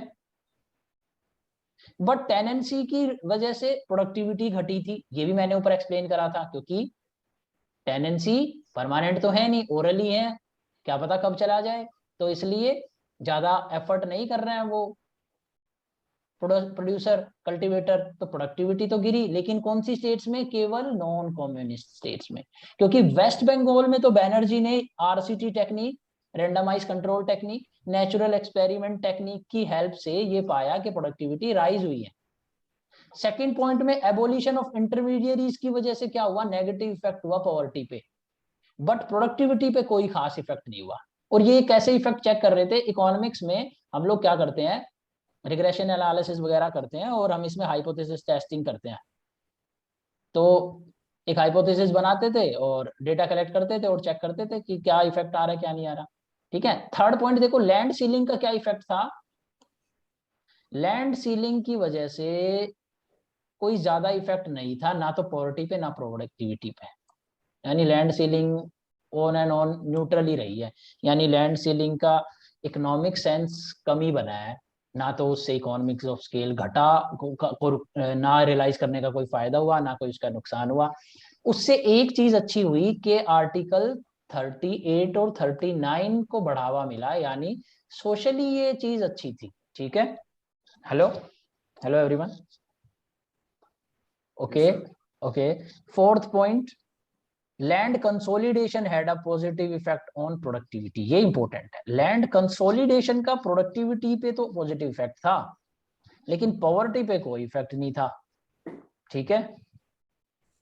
तो इसका मतलब क्या दिखाया जा रहा है कि जो लैंड कंसोलिडेशन 40% का हुआ ना, उसमें ज्यादातर कंसोलिडेशन अमीर लोगों का ही था। और क्यों, क्योंकि अमीर जमींदारों की ही सेटिंग अच्छी थी आईएएस ऑफिसर्स वगैरह से, कि उन्हें अच्छा प्राइम लोकेशन पे बढ़िया लैंड रिलोकेट होके वो मिल जाता था। तो ये कंक्लूजन है, the evidence suggest that land reforms had a negative effect on poverty while the effect on productivity is mixed. In states where these measures were strongly implemented, the effects of land reform on productivity seems positive, ठीक है।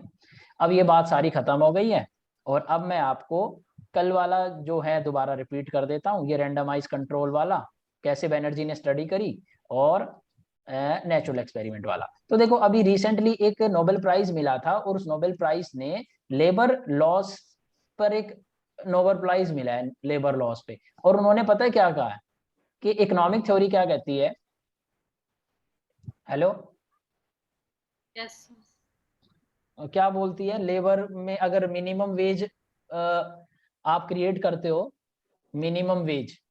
हमने क्या पढ़ा था economic theory में, minimum wage floor अगर create कर दिया तो labour supply, labour demand, minimum wage create करा मार्केट के इक्विलिब्रियम से कम पर, तो क्या होगा? हेलो हेलो, ओ सॉरी, ये बाइंडिंग नहीं है, बाइंडिंग नहीं होगा ये मिनिमम वेज करा, ये क्या हो गया आपका? Excess supply, excess supply of labour. इसका मतलब अगर आप मिनिमम वेज क्रिएट करोगे तो अनएम्प्लॉयमेंट बढ़ जाएगी। पर क्या ऐसा है? नहीं।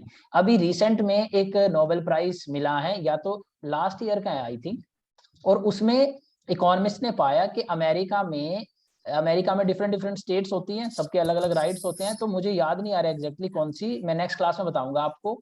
एक स्टेट में तो था मिनिमम वेज लॉ बना दिया गया, पास वाली में नहीं था।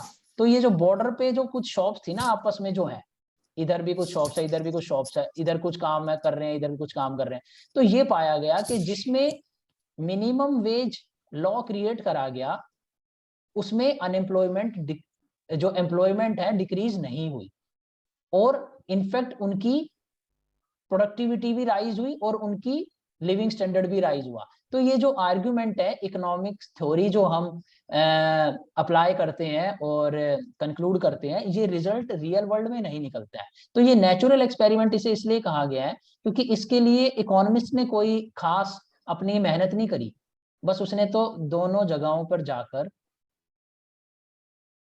डेटा कलेक्ट कर लिया और उसके बेसिस पे कंक्लूड करा। तो ऐसी नेचुरल एक्सपेरिमेंट स्टडी करी गई थी। ये बांग्लादेश था, ये वेस्ट बंगाल था। तो अभिजीत बैनर्जी आता है और वो क्या करता है, वो ये कहता है कि यहाँ पे तो टेनेंसी रिफॉर्म है और यहाँ पर टेनेंसी रिफॉर्म नहीं है, ठीक है। तो और एक ही टाइप के इम्प्लीमेंट्स यूज करते हैं, सबके सब एक ही टाइप का कल्चर है, सारी चीजें हैं। नया नया जब इंडिया था तो कुछ तो डिफरेंस था नहीं। तो इन्होंने दोनों के फार्म लैंड्स की प्रोडक्टिविटी मेजर करी और इन्होंने ये पाया कि वेस्ट बंगाल में टेनेंसी रिफॉर्म्स की वजह से प्रोडक्टिविटी राइज हुई है, ठीक है। अब ये बात जैसे ही निकल के आई तो सबने ब्लेम लगाया, अरे ये तो वैसी ये तो क्या है, नक्सली एरिया वाले और वो लेफ्टिस्ट आइडियोलॉजी वाले जो बंदे हैं उनकी इन्फ्लुएंस स्टडी है। वेस्ट बंगाल ने ना गलत डेटा दिया है, वेस्ट बंगाल की सरकार ने गलत डेटा दिया होगा, ठीक है। तो फिर इसने क्या करा कि कहा चलो ठीक है वेस्ट बंगाल में ही बात करते हैं, ठीक है। तो ये तो दूसरे कंट्री के साथ कंपेयर करके देखा था, तो इसने इन्हीं की डिस्ट्रिक्ट में देखा विद इन इसके रेंडमाइज कंट्रोल ट्रायल के। रेंडमाइज कंट्रोल ट्रायल में होता है कि एक पेशेंट इधर है, एक पेशेंट इधर है, किसी को पता नहीं है, एक को दवाई दे के देखी और दूसरे को बिना दवाई दे के देखा, और देखा कि अगर दवाई वाला पेशेंट इंप्रूव है तो इसका मतलब वो जो दवाई है वो असरदार है। इसी तरीके से पहले इस डिस्ट्रिक्ट में टेनेंसी रिफॉर्म आए और इसमें नहीं आए, तो फिर इनको कंपेयर करा और पता चला कि नहीं इससे फर्क तो पड़ता है। तो टेनेंसी रिफॉर्म्स की ये स्टडी थी अभिजीत बैनर्जी की, ये मैं आपको बस डिस्कस इसलिए कर रहा हूँ कि अब ये सबकॉन्शियस में बैठ चुकी है और हमेशा याद रहेगी। इसको चाहे तुम कोशिश भी कर लो तो भूल नहीं पाओगे, ठीक है। तो ठीक है गाइस, अभी तक क्लियर है ये चीज, और फिर करेंगे आगे। कोई डाउट नहीं है तो खत्म करते हैं हम लोग, है ना। Sir one more topic I think it's better to include sir इसमें, लैंड रिफॉर्म्स में अभी हाँ बहुत चल रहा है कि लैंड पूलिंग स्कीम। हाँ हाँ, पता है मुझे, डोंट वरी, तुम घबराओ मत भाई, मैं सारा पता है मुझे, मैं क्या करूंगा, हाँ सर। करूंगा मैं वो, ठीक है। लैंड पूलिंग कर्नाटका से शुरू है ना, यस सर। यहाँ पर कामयाब नहीं हो रही है, लेकिन दिल्ली में तो बिल्कुल नहीं, फेल हो गई है यहाँ पे। चलो करेंगे ये, डोंट वरी, यस सर। ठीक है। हाँ सर। बस हाँ, मैं आप लोगों को यही थोड़ा निवेदन कर रहा हूँ, कई बार थोड़ा सा टाइम लगता है क्लास लेने में, 1-2 दिन लेट हो जाता है। उस रीजन ये नहीं है कि मैं आपको करा नहीं सकता तभी के तभी रोज, लेकिन रीजन ये है कि ये ऑर्गेनाइज नोट्स में थोड़ा सा कंपाइल करने में टाइम लग रहा है, ठीक है। तो रोज क्लासेस ना हो के शायद ऑल्टरनेटिव भी कर पाऊंगा मैं, लेकिन जो होगा वो फाइनल होगा, एक बार में क्लियर होगा वो, ठीक है। Hello, Yes, sir. Yes, sir. तो आप लोग बस इसे रिवाइज करना और ये टेंशन मुक्त हो जाओ, इस चीज के बारे में बिल्कुल मत सोचो सर ये छोड़ देंगे वो छोड़ देंगे, ये मेरा काम है प्रोफेशनल और मुझे ये तो करना ही है, तो मैं छोड़ूंगा कुछ नहीं, ठीक है। बस तुम्हें जो दिया जाए उसको रिवाइज कर लो, ठीक है। अब ये लैंड रिफॉर्म्स और ये तुम्हें पूरे इंडिया का इतिहास काफी कुछ पता चला होगा आज, और एग्रीकल्चर इंडस्ट्री और इकोनॉमिक सर्वे ये सब शायद मैं तुम्हारे प्रीलिम से पहले खत्म करा दूंगा, अगर तुम लोग ऑल्टरनेटिव डेज पर 1-1.5 घंटा दे पाए तो। आज लंबा हो गया है, कल से नहीं होगा, नेक्स्ट क्लास में 1.25 घंटे की ही रहेगी। इसकी स्टार्टिंग करना बहुत मुश्किल था, ये कॉम्प्लिकेटेड उलझा हुआ सा था, लेकिन आगे चीजें स्ट्रेट फॉरवर्ड होंगी, ठीक है। सीधे पॉजिटिव नेगेटिव हुआ करेंगे और कुछ नहीं हुआ करेगा, कंक्लूजन हुआ करेगी, ठीक है। Okay then everyone, Okay, sir. Good night. Good night, sir. Good night, sir.